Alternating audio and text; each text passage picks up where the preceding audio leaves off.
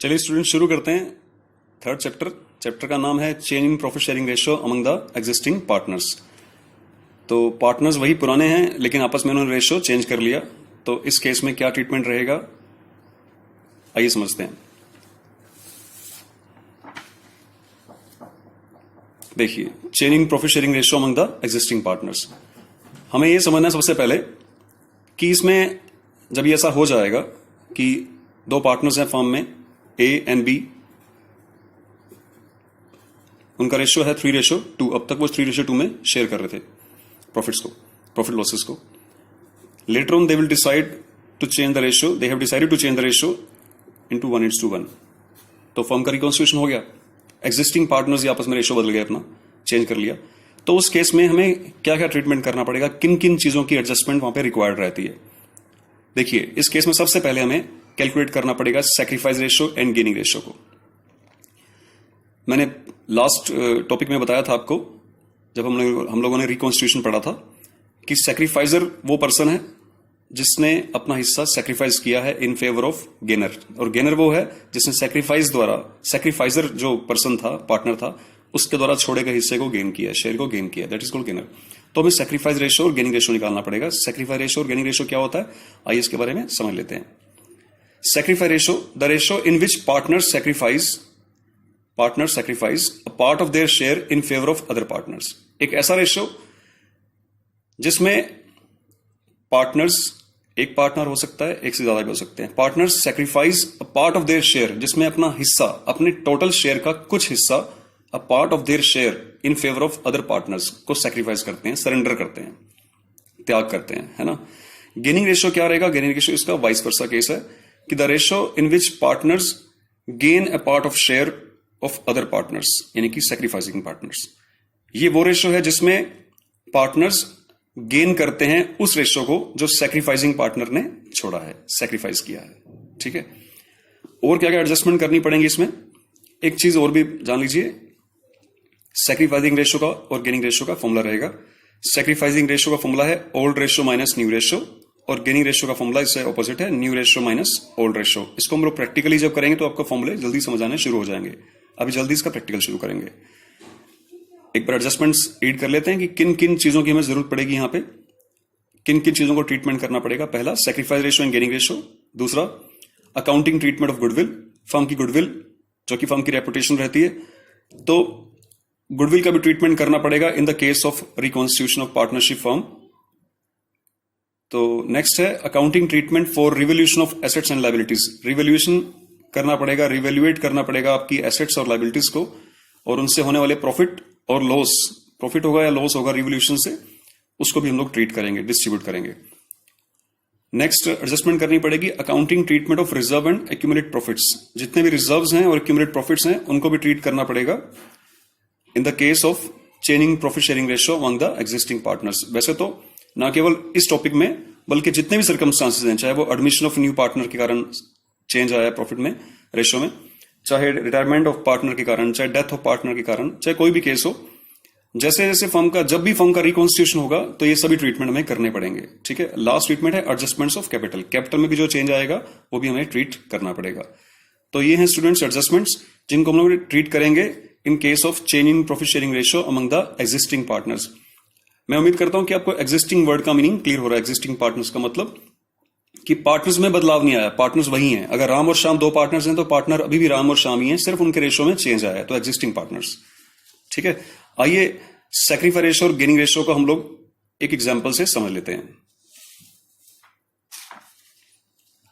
देखिए थोड़ा सा प्रैक्टिकल करेंगे सैक्रिफाइस रेशियो और गेनिंग रेशियो को समझने के लिए। देखिए let us suppose that there are two partners in a firm, partner A and B, right. दो पार्टनर्स है फर्म में, ए और बी। इनका रेशियो है 2:1 अब तक जो चल रहा था। Later on they have decided to change the ratio 1:1। अब रेशियो बदलाव कर लिया उन्होंने। क्वेश्चन आपसे पूछ रहा है कि कैलकुलेट कीजिए आप gaining ratio, sacrifice ratio. Gain कितना हुआ, सैक्रिफाइस कितना हुआ due to changing the ratio. Ratio change होने के कारण, यानी कि रिकॉन्स्टिट्यूशन होने के कारण, किसने गेन किया, किसने सैक्रिफाइस किया, आप ये कैलकुलेट कीजिए। तो हम लोग अभी फॉर्मूला यूज कर रहे थे, पढ़ रहे थे पीछे, कि सैक्रिफाइस रेशियो का फॉर्मूला था old ratio minus new ratio, है ना, ये वाला फॉर्मूला था। Old ratio minus new ratio is equal to sacrifice ratio. ठीक है ना। देखिए ध्यान से समझिए इस टॉपिक को, बहुत ही सिंपल है। पहले हम बात करते हैं कि ए का ओल्ड रेशो क्या था। पहले हम ए की बात करेंगे। ए का ओल्ड रेशो क्या है फॉर्म में, क्या था। ए का ओल्ड रेशो था, देखिए ये 2/3 है, ये 1/3 है, ये 1/2 है, ये 1/2 है ना। तो पहले ए का ओल्ड रेशो था फॉर्म में 2/3। ए की बात करते हैं पहले। ए का न्यू रेशो फॉर्म में क्या हो गया, 1/2। ठीक है। बी का ओल्ड रेशो क्या था फॉर्म में पहले, बी का 1/3 और इसका न्यू क्या हो गया 1/2। क्या चेंज आएगा इससे, माइनस करके देखते हैं। एलसीएम लेंगे तो 6 आएगा इसका, 4 - 3 डिफरेंस है 1/6। इधर देखिए फॉर्मूला है old minus new is equal to sacrifice. जो आंसर अगर पॉजिटिव आ रहा है तो वो सैक्रिफाइस है, इट मींस ये सैक्रिफाइस है। अगर ये आंसर नेगेटिव आ गया तो इट मींस गेन हुआ। फिर भी चेक कर लेते हैं। इसका एलसीएम 6 है, एलसीएम लेने के बाद इसे सोल्व करते हैं। 2 - 3 आएगा यहाँ पे, -1/6। देखिए नेगेटिव आया तो ये गेन है। अब इससे क्या पिक्चर क्लियर हो रही है, टॉपिक हमारा ये क्लियर हुआ कि due to the change in profit sharing ratio among the existing partners, A have sacrificed and B is gaining. In that case A ने सैक्रिफाइस किया है अपने टोटल शेयर का 1/6 शेयर, और बी ने उतना ही शेयर जो इसने सैक्रिफाइस किया है वो इसने गेन कर लिया, क्योंकि दो ही तो पार्टनर्स हैं। एक बंदा अगर सैक्रिफाइस कर रहा है तो दूसरा उसको गेन करेगा, और रेशो सेम रहेगा। यहां पे शेयर सेम रहेगा। ठीक है।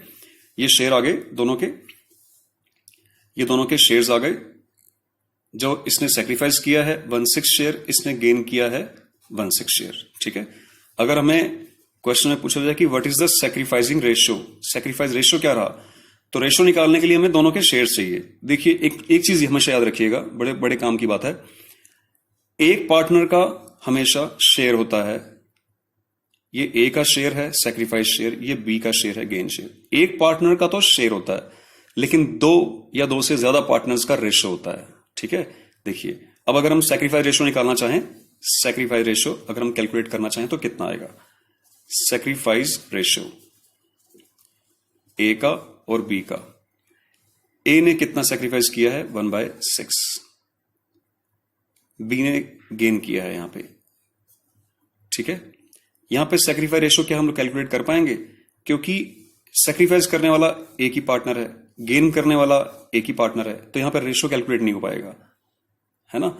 ये वाला पॉइंट आपको मैं कहना चाह रहा था कि एक पार्टनर का सिर्फ शेयर होता है। यहां पे सिर्फ ये की चीज क्लियर हो रही है कि ए ने अपना 1/6 शेयर बी के फेवर में सैक्रिफाइस किया, और बी ने 1/6 शेयर गेन किया है फ्रॉम ए। यहां पर रेशियो कैलकुलेट नहीं हो पाएगा। ठीक है।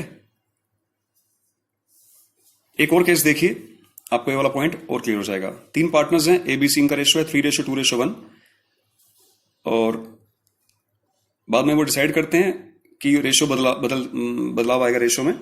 दे have decided to change the ratio into 2:2:1। Formula same रखेंगे हम लोग, old minus new is equal to sacrifice. पहले हम ए की बात करेंगे, फिर बी की, फिर सी की। शायद इसमें सैक्रिफाइस रेशियो को मिल जाए। ठीक है। आइए देखते हैं। ए की बात करते हैं पहले। ए का ओल्ड शेयर कितना है, ए का ओल्ड 3 to 5 और 1/6, 3/6, इसका 2/6 है, यहां 1/6 है। 2 to 4 और 1 5, यहां 2/5 है, यहां 2/5 है, और यहां 1/5 है। ठीक है। ए के बारे में बात करेंगे। ओल्ड माइनस न्यू का कंसेप्ट चल रहा है यहां पे। ओल्ड, ए का ओल्ड शेयर था 3/6 माइनस न्यू शेयर है इसका 2/5। बी की बात करते हैं। बी का ओल्ड शेयर है 2/6 और इसका न्यू शेयर है 2/5। सी का ओल्ड शेयर है 1/6, न्यू शेयर है इसका 1/5। आइए इसे कैलकुलेट करते हैं। एलसीएम आ रहा है इसका 30, 15 माइनस 12, इसका आंसर आ रहा है 3/30। पॉजिटिव आ रहा है, सैक्रिफाइस। नेक्स्ट देखिए 30, 10 माइनस 12, यहां आ रहा है -2/30, ये गेन है क्योंकि माइनस आया हमारा आंसर। फॉर्मूला में सेक्रीफाइस कैलकुलेट करने का हम लोग यूज कर रहे हैं, तो आंसर पॉजिटिव है तो सेक्रीफाइस है, अगर आंसर नेगेटिव आ गया तो वो गेन हो जाएगा। एलसीएम लेते हैं 30, 5 - 6, आंसर है -1/30, ये भी गेन है क्योंकि नेगेटिव आया। अब ध्यान दीजिए, मैं पहले कह चुका हूं कि एक पर्सन का शेयर रहता है और 2 पर्सन का, कम से कम 2 लोगों का रेशो होता है जब भी रेशो का वर्ड आएगा।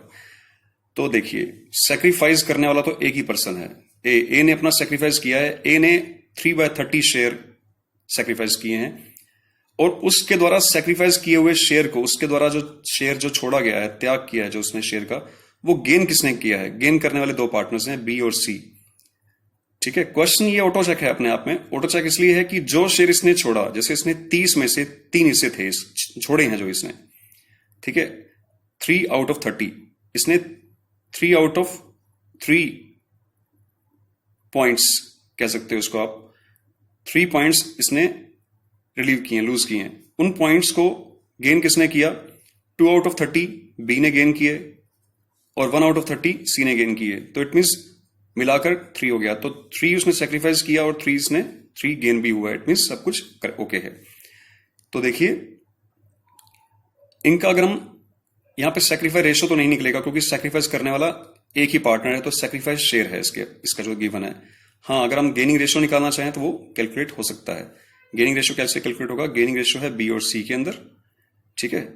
बी ने गेन किया है 2/30 का, सी ने गेन किया है 1/30 का, तो इनका गेनिंग रेशो क्या आ सकता है? 2:1। ये इनका गेनिंग रेशो है, गेनिंग रेशो, ये सेक्रीफाइस रेशो नहीं है, ठीक है। तो ये टॉपिक था, इसको आप स्टडी करिए अच्छी तरह। Thank you.